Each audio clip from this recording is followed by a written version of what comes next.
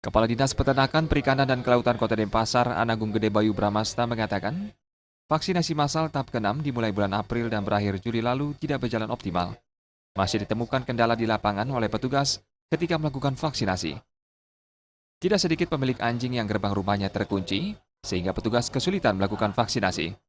Padahal sebelumnya, pihaknya telah mensosialisasikan ke desa dan kelurahan.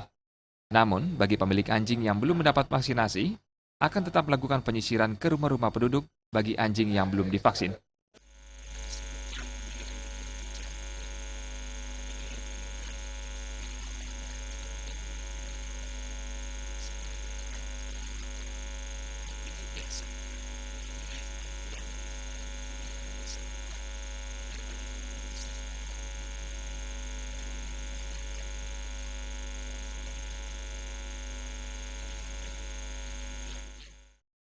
Vaksinasi massal tahap ke-6 di Kota Denpasar telah berhasil memvaksinasi 48.000 lebih anjing dari 60.000 asumsi populasi.